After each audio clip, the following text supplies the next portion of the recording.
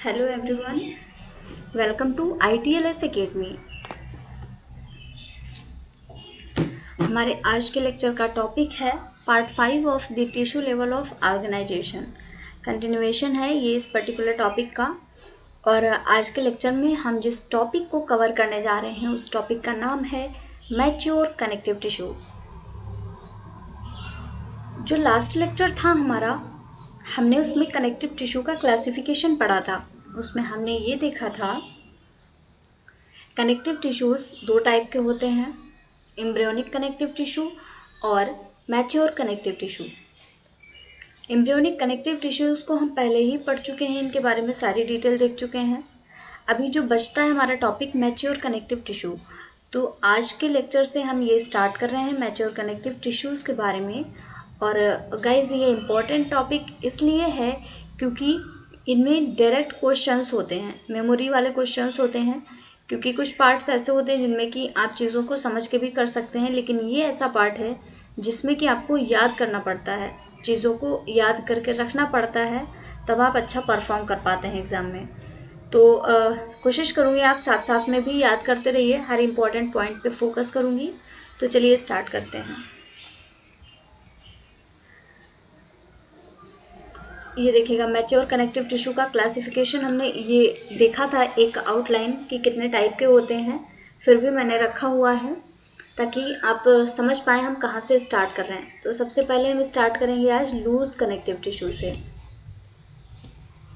पहले देख लें हम मैच्योर कनेक्टिव टिश्यू होता क्या है। The second major sub class of connective tissue, पहली क्लास कौन सी थी? Embryonic connective tissue. ये है second major class. Mature connective tissue is present in the newborn. Its cells arise primarily from mesenchyme. ये मैच्योर जरूर होता है क्योंकि ये न्यूबॉर्न में प्रेजेंट होता है, ये बर्थ के बाद में प्रेजेंट है, लेकिन इसकी सेल्स जो हैं वो अराइज होती हैं मेसेनकाइम से। और मेसेनकाइम कहाँ प्रेजेंट था? मेसेनकाइम प्रेजेंट था एम्ब्रियो में, वो एम्ब्रियोनिक टिश्यू था।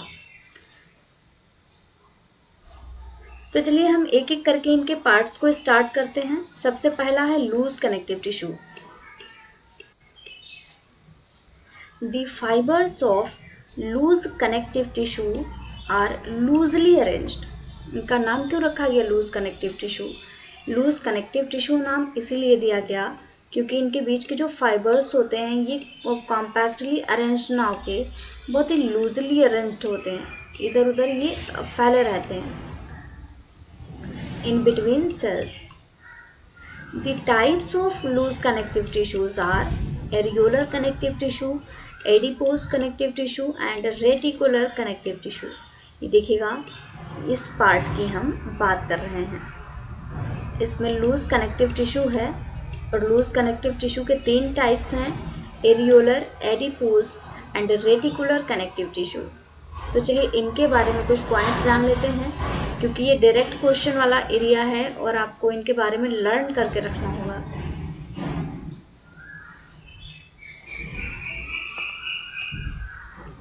सबसे पहले स्टार्ट करते हैं हम एरियोलर कनेक्टिव टिश्यू से। एरियोलर कनेक्टिव टिश्यू का डिस्क्रिप्शन में कुछ पॉइंट्स दिए हैं, मैं हाईलाइट करूंगी, जिस पॉइंट को मैं बॉक्स बनाऊंगी आपको उसको लर्न करके रखना है। Areolar connective tissue is one of the most widely distributed connective tissue and it consists of fibers. कौन कौन से fibers present हैं? Collagen, elastic fibre and reticular fibres. ये चीज़ आपको याद करके रखनी है कि एरियोलर कनेक्टिव टिश्यू में कौन कौन से फाइबर्स प्रेजेंट हैं और इनका अरेंजमेंट क्या है? Random, arranged randomly and several kind of cells भी इसमें प्रेजेंट है। कौन कौन सी? बहुत सारी सेल्स हैं। देखिएगा बॉक्स बना रही हूँ, ये बहुत इंपॉर्टेंट है ये दोनों ही पॉइंट्स कि इनमें कौन कौन से फाइबर्स प्रेजेंट हैं और कौन कौन सी सेल्स प्रेजेंट हैं। तो एरियोलर कनेक्टिव टिश्यूज में अगर बात करें हम सेल्स की, तो सेल्स हैं fibroblast, macrophages, plasma cells, adipocytes, mast cell and a few white blood cells. ये इतने टाइप की सेल्स प्रेजेंट होती हैं एरियोलर कनेक्टिव टिश्यूज में, और ये सब एम्बेडेड होते हैं in semi fluid ground substance. ये देखिएगा इनका सेमी फ्लूइड ग्राउंड सब्सटेंस है, अगेन ये याद करने वाली चीज़ है। और इस ग्राउंड सब्सटेंस में कौन कौन सी चीज़ें आती हैं, हियालुरोनिक एसिड और उसके सारे टाइप्स, कौन कौन से टाइप्स थे, chondroitin sulphate, dermatan sulphate and keratan sulphate. सारी ही चीज़ें इसमें याद करने वाली हैं क्योंकि ये डायरेक्टली क्वेश्चन वाला ही एरिया है सब। बात करें इनकी लोकेशन की,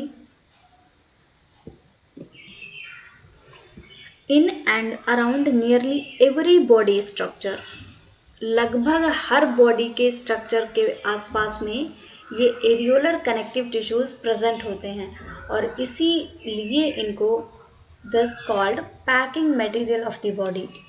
हर जगह पे ये प्रेजेंट होते हैं, इसलिए इनको एक नाम भी दिया जाता है packing material of the body.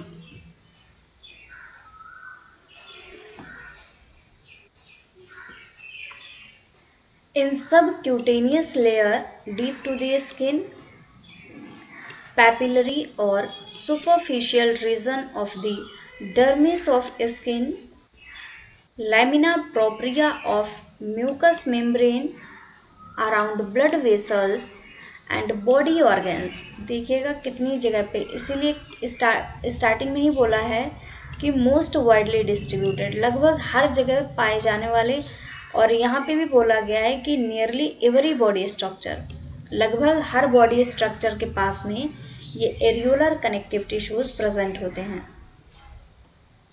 अब अगर बात करें फंक्शंस की, तो एरियोलर कनेक्टिव टिश्यूज का फंक्शन होता है स्ट्रेंथ देना, इलास्टिसिटी देना और इनको सपोर्ट प्रोवाइड करना। कह सकते हैं कि जो मजबूती है, एक लचीलापन है, और उसके अलावा एक सपोर्ट वाला काम जो है वो सारे ही एरियोलर कनेक्टिव टिश्यूज करते हैं। अब देखिएगा एरियोलर कनेक्टिव टिश्यू का डायग्राम दिखाया गया है यहाँ पे। देखिए कितनी सारी चीज़ें प्रेजेंट हैं, इसीलिए तो यहाँ पे ही आपको पहले ही बता दिया गया है कौन कौन सी चीज़ें हैं। बहुत सारी जब यहाँ पे भी थी तो इसीलिए यहाँ पर भी बहुत सारी ही चीज़ें दिखाई गई हैं। अब देखिए इनमें क्या क्या प्रेजेंट है, मैक्रोफेजेस हैं, कोलेजन फाइबर्स हैं, plasma cells, fibroblast, elastic fibres, reticular fibres, mast cells, सारी ही चीज़ें लगभग एरियोलर कनेक्टिव टिश्यूज में प्रेजेंट हैं। और जैसा कि हमें पता है ये न्यूबॉर्न में प्रेजेंट होते हैं, ह्यूमन की बॉडी में प्रेजेंट होते हैं, इसलिए आपको ये एक डायसेक्शन दिखाया गया है सब क्यूटेनियस लेयर का।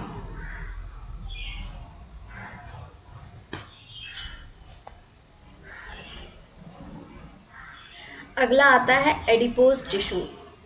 सबसे ज़्यादा जो क्वेश्चंस आते हैं वो इसी टिश्यू से आते हैं। सबसे पहला क्वेश्चन यही बन जाता है इससे कि एडिपोज टिश्यू क्या है, क्या करता है, कहाँ प्रेजेंट होता है। तो एक ओवरव्यू अगर मैं बताऊँ तो एडिपोज टिश्यू स्किन में, हमारी स्किन की जो लेयर है एपिथेलियल सेल्स हैं, इनके नीचे प्रेजेंट होता है और ये फैट को स्टोर करता है। तो चलिए पढ़ते हैं इसका डिस्क्रिप्शन।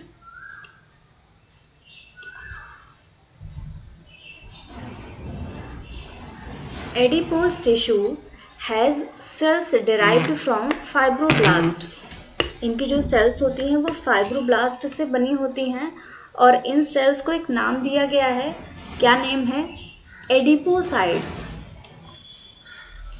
अब ये जो एडिपोसाइट्स होती हैं that are specialised for storage of triglyceride. Triglyceride क्या है, याद करिए पहले के लेक्चर्स, सारी चीज़ें क्लियर हो चुकी हैं। अगर आपने पुराने वीडियोस नहीं देखे हैं तो गाइज मैं रिकमेंड करूँगी कि आप जाके पुराने वीडियोस देखें, आपको चीज़ें सारी एक लाइन से क्लियर हो जाएंगी। तो ये ट्राइग्लिसराइड को स्टोर करते हैं, और ट्राइग्लिसराइड क्या है, फैट है, और इसको कैसे स्टोर करते हैं, as a centrally located droplet, droplet की तरह इसको स्टोर कर लेते हैं। Cells fills up with a single large triglyceride droplet and cytoplasm and nucleus are pushed to periphery of cells। ये कुछ इस तरीके से इतनी बड़ी सी इस ड्रॉपलेट्स को स्टोर करते हैं। जैसे कि अगर हम ये मान लेते हैं हमारी ये सेल है, तो इतनी बड़ी सी ये बूंद को ये स्टोर कर लेंगे, तो इनका जो न्यूक्लियस होगा वो इधर कहीं पेरीफेरी पे चला जाएगा। इतना क्योंकि जगह जो स्टोर फैट है उसी ने ले लिया, तो न्यूक्लियस पेरीफेरी पे चला जाता है। इसके अलावा जो साइटोप्लाज्म है वो भी पेरीफेरी पे, पेरीफेरी का मतलब होता है सेल की आउटर साइड, उस आउटर साइड पे चला जाता है।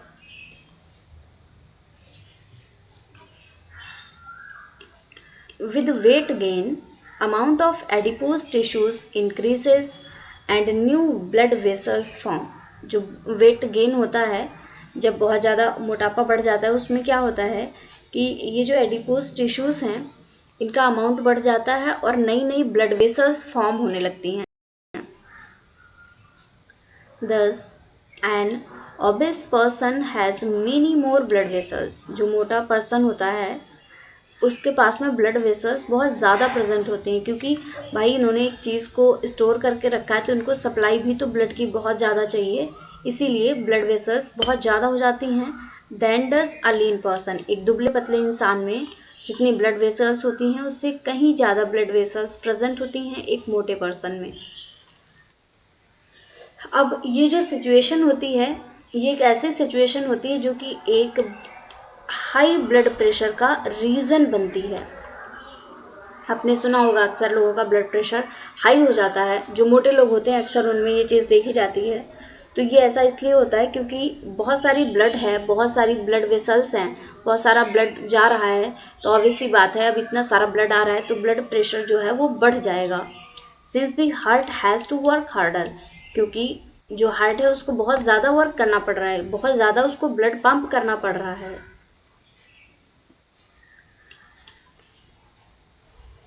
Most adipose tissues in adults is white adipose tissue। ज़्यादातर जो टिश्यू होते हैं वो white adipose tissue होती हैं। ब्राउन एडिपोज टिश्यू, जो वाइट एडिपोज टिश्यू हैं इनकी जो बात हुई है अभी तक, जो नॉर्मल एडल्ट में प्रेजेंट थे वो थे वाइट एडिपोज टिश्यू। अब हम मूव कर रहे हैं ब्राउन एडिपोज टिश्यू की तरफ, जो कि एक छोटे से बच्चे में प्रेजेंट होते हैं। अब ये क्यों, इसका रीज़न चलिए देखते हैं। Brown adipose tissue is darker due to very rich blood supply and numerous pigmented mitochondria। जो ब्राउन एडिपोज टिश्यूज होते हैं ये डार्क होते हैं क्योंकि इनमें ब्लड सप्लाई ज़्यादा होती है और माइटोकॉन्ड्रिया भी ज़्यादा प्रेजेंट होते हैं। Fat is widespread in the foetus and infants. ये छोटे से बच्चों में और फीटस में बहुत ज़्यादा प्रेजेंट होते हैं। And adults have only small amount. Adults में ब्राउन एडिपोज टिश्यूज नहीं होते हैं, एडल्ट्स में वाइट एडिपोज टिश्यूज प्रेजेंट होते हैं। अगर इनके लोकेशन की बात करें, wherever areolar connective tissue is located, subcutaneous layer deep to skin, around heart and kidney, yellow bone marrow, padding around joints and behind eye wall in eye socket। ये सारी location है इनकी, लोकेशन भी बहुत important है। Function अगर इनकी बात करें एडिपोज टिश्यू का, तो इनका काम होता है हीट लॉस को रिड्यूस करना। भाई एक फैट की कवरिंग बन गई है अगर आपकी स्किन के चारों तरफ, तो यहाँ से हीट बाहर कैसे जाएगी। इसके अलावा ये एनर्जी रिजर्व की तरह सर्व करते हैं क्योंकि इन्होंने फैट को स्टोर करके रखा है। सपोर्ट करते हैं ऑर्गन्स को, और न्यू बॉर्न्स में जो ब्राउन एडिपोज टिश्यू है उसका काम होता है हीट जनरेट करना, ताकि वो एक टेम्परेचर को मेंटेन करके रख सके। यहाँ पे देखिए एडिपोज टिश्यू का डायग्राम दिखाया गया है, कैसे इतनी बड़ी सी ड्रॉपलेट को इन्होंने स्टोर किया है। और ये देखिए ये जो न्यूक्लियस है एकदम पेरिफेरी पे चला गया है। ये इसका सेक्शनल व्यू है, देखिएगा ये हार्ट में भी फैट सेल्स प्रेजेंट है, वहीं से ये सेक्शन लिया गया है। अगला है reticular connective tissue. Reticular connective tissues की अगर हम बात करें, डिस्क्रिप्शन देखते हैं। Reticular connective tissue is a fine interlacing network of reticular fibres. ये रेटिकुलर फाइबर्स का बना हुआ होता है। रेटिकुलर फाइबर्स किससे बने होते हैं? कोलेजन फाइबर्स से एंड रेटिकुलर सेल्स से।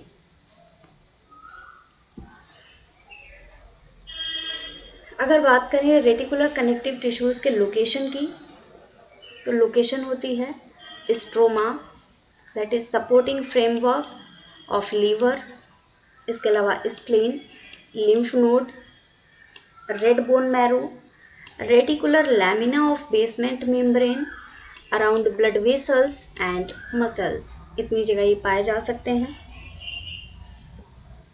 इसके अलावा इनका फंक्शन होता है forms stroma of organs, stroma बनाते हैं, binds smooth muscle tissue cells, filters and removes worn out blood cells in spleen, जो ब्लड सेल्स होती हैं, आरबीसीज होती हैं, जो खराब हो जाती हैं, उनको ये डिग्रेडेशन में हेल्प करते हैं। And microbes in lymph node में जो फॉरेन माइक्रो ऑर्गेनिज्म आ जाते हैं उनके भी रिमूवल में हेल्प करते हैं। ये डायग्राम है रेटिकुलर कनेक्टिव टिश्यू का, आप देख सकते हैं न्यूक्लियस प्रेजेंट है, बहुत सारे न्यूक्लियस हैं, रेटिकुलर फाइबर्स भी प्रेजेंट हैं। ये इलेक्ट्रॉन माइक्रोस्कोपिक व्यू है, sectional view of reticular connective tissue of a lymph node, ये लिम्फ नोड का सेक्शन लिया गया है।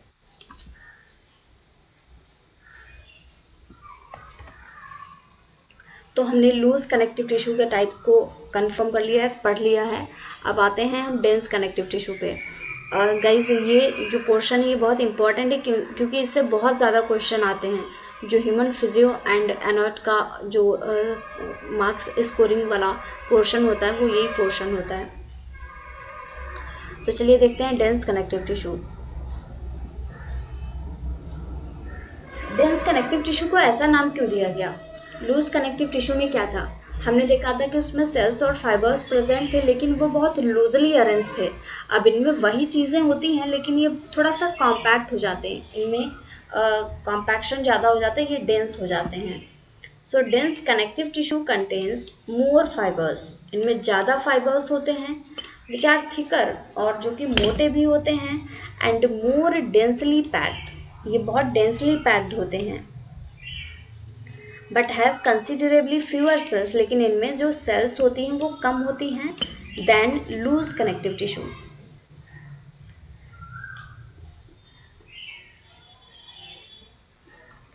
तो सबसे पहला है डेंस रेगुलर कनेक्टिव टिश्यू।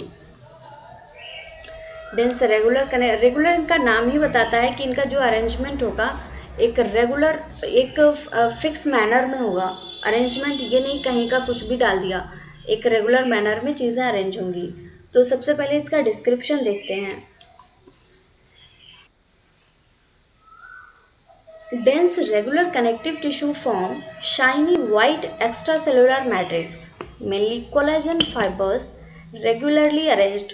अब कोलेजन फाइबर्स तो वहाँ भी प्रेजेंट थे लेकिन वो लूजली अरेंज थे और ये रेगुलरली अरेंज्ड हैं in bundles with fibroblast in rows between them.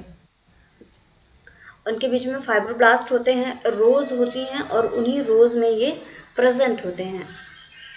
अब इनमें जो कोलेजन फाइबर होता है वो लिविंग नहीं होता है, देखिएगा collagen fibres are not living, so damaged tendons and ligaments heal slowly.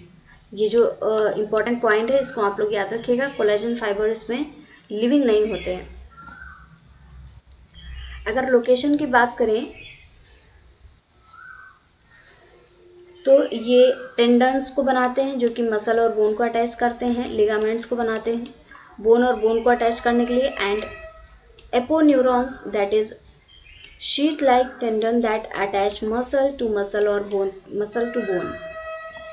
अगर फंक्शन की बात करें तो provides strong attachment between various structure, ये स्ट्रॉन्ग अटैचमेंट के लिए होते हैं। भाई ये बोन को मसल से और बोन को बोन से अटैच करवा रहे हैं तो ऑब्वियस सी बात है अटैचमेंट तो स्ट्रॉन्ग ही होना चाहिए। Tissue structure withstanding pulling tension along long axis of fibres. यहाँ पे देखिए डेंस रेगुलर कनेक्टिव टिश्यू का डायग्राम दिखाया गया है, कैसे चीज़ें एक रेगुलर मैनर में अरेंज्ड हैं। ये न्यूक्लियस प्रेजेंट है इनमें, फाइब्रोब्लास्ट सेल्स में, और ये कोलेजन फाइबर्स दिखाए गए हैं पिंक कलर से। ये एक टेंडन के सेक्शन लिया गया है जिसका कि माइक्रोस्कोपिक व्यू आप देख पा रहे हैं।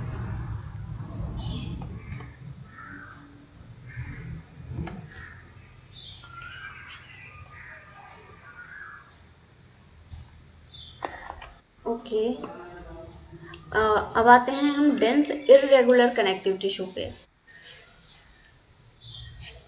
इनका नेम ही बता रहा है कि चीज़ें रेगुलर नहीं हैं, कहीं भी कोई भी कुछ भी जगह पे प्रेजेंट है। तो डिस्क्रिप्शन देखते हैं। Dense irregular connective tissue is made up of collagen fibres. ये भी कोलेजन फाइबर्स से बने होते हैं। Usually irregularly arranged with few fibroblast. इनमें देखिएगा फाइब्रोब्लास्ट का नंबर कम होता है और ये इररेगुलरली अरेंज्ड होते हैं।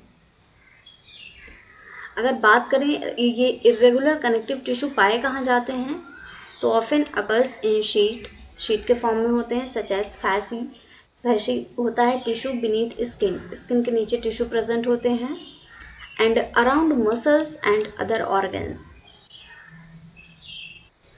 इसके अलावा रेटिकुलर और deeper region of dermis of skin, fibrous pericardium of heart के पेरिकार्डियम में भी प्रेजेंट होते हैं। इसके अलावा periosteum of bone, perichondrium of cartilage, joint capsules, membrane capsules around various organs like kidney, liver, testis and lymph nodes, and इसके अलावा also in heart walls.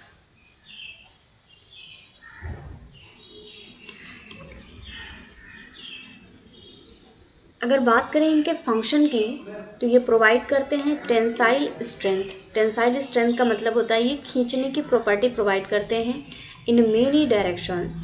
आप यहाँ पे डायग्राम देख पा रहे हैं डेंस इरेगुलर कनेक्टिव टिश्यू का।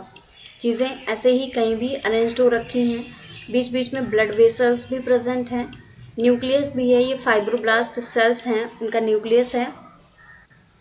इसके अलावा कोलेजन फाइबर्स भी रेगुलर अरेंज्ड नहीं हैं। लॉन्गिट्यूडिनल सेक्शन ये दिखाया गया आपको, और आप यहाँ देख सकते हैं ये ट्रांसवर्स सेक्शन है। ये आपको डर्मिस की सेल का सेक्शनल व्यू दिखाया गया है। आप यहाँ से चीज़ों को और अच्छे से समझ सकते हैं कि कैसे माइक्रोस्कोप में चीज़ें दिखती हैं।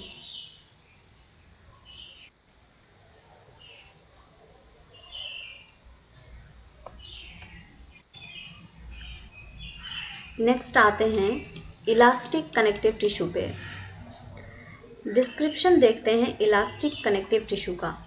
इलास्टिक का नेम ही क्या बता रहा है, इलास्टिक किसको बोलते हैं? कोई भी ऐसी चीज़ जिसको हम खींच सकते हैं और वो वापस अपने शेप में आ जाए। कोई चीज़ ऐसी देखी है? बिल्कुल देखी है। रबर बैंड तो सभी ने देखा होगा। रबर बैंड को जब आप खींचते हैं तो वो बड़ा हो जाता है, जब उसको छोड़ देते हैं अपनी पोजीशन में आ जाता है। यही तो है इलास्टिसिटी, इसी को बोलते हैं इलास्टिक कैपेसिटी। तो अब जो कनेक्टिव टिश्यू हम लोग देखने जा रहे हैं ये कुछ इसी तरीके के होते हैं, इनमें इलास्टिसिटी प्रेजेंट होती है।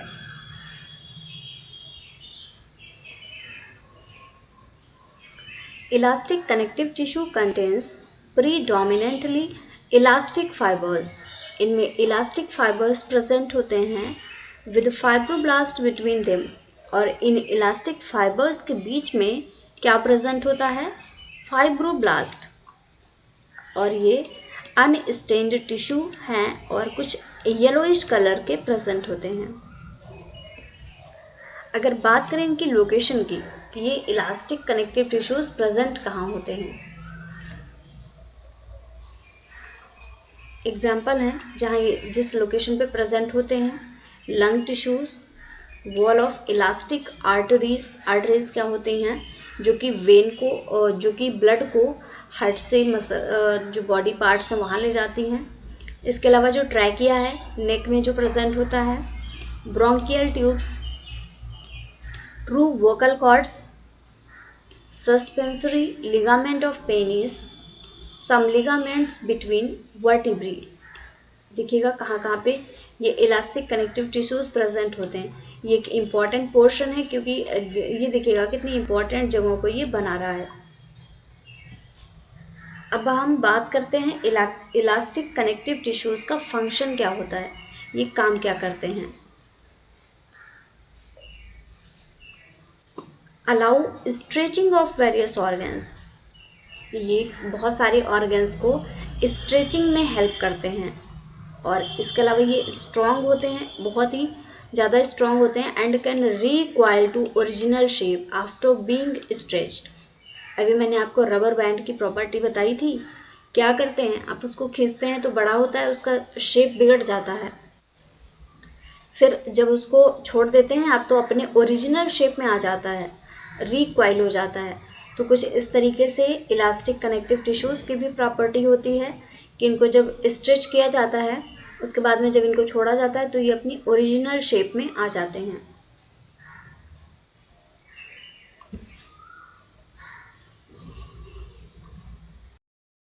Elasticity is important to normal functioning of lung tissues.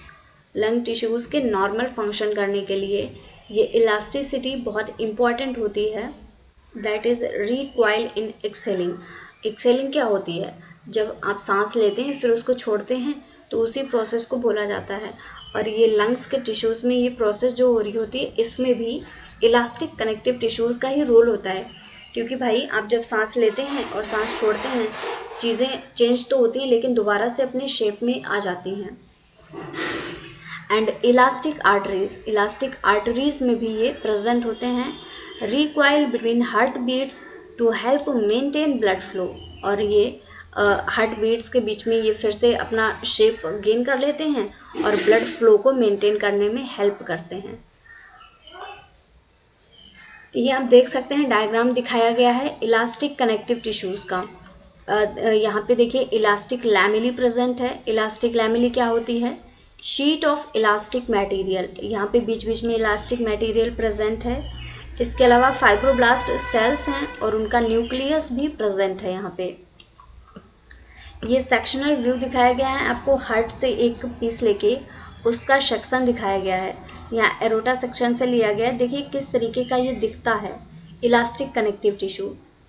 यहाँ पे तो आपको कुछ भी मुझे तो नहीं लगता समझ में आ पा रहा होगा, लेकिन अब इसका भी एक छोटा सा पार्ट, एक सेल का पोर्शन दिखाया गया है। यहाँ पे आप समझ सकते हैं ये इलास्टिक लैमेली है, जो कि इलास्टिक लैमेली क्या होती है? जो इलास्टिसिटी प्रोवाइड करने वाला मटेरियल है वो प्रेजेंट है। और इसके अलावा ये फाइब्रोब्लास्ट सेल्स हैं और ये फाइब्रोब्लास्ट सेल्स का न्यूक्लियस प्रेजेंट है।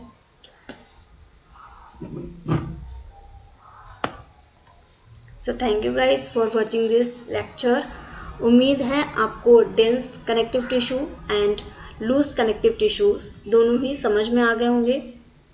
ये इम्पॉर्टेंट है और मैं कहना चाहूँगी आप लोगों से कि इनको अच्छे से आप लर्न कर लीजिएगा, क्योंकि डायरेक्टली क्वेश्चन आता है इससे। समझने वाली चीज़ें कम हैं और याद करने वाली ज़्यादा हैं। गाइज कोई भी आप कोर्स ज्वाइन करना चाहते हैं like online certificate courses, online training courses, competitive exam preparation as well as आप कोई टेस्ट सीरीज ज्वाइन करना चाहते हैं तो विजिट करिए हमारी वेबसाइट ITLS अकेडमी को।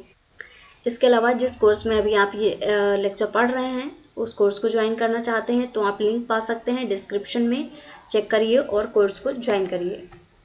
फॉलो करिए ITLS अकेडमी को various social media platforms like Instagram, Facebook, Twitter, YouTube, WhatsApp and LinkedIn पे। इसके साथ में ही हमारे चैनल को भी सब्सक्राइब करिए। Thank you for watching this session. Like this video, share with your friends and also subscribe to our YouTube channel. Thank you very much everyone.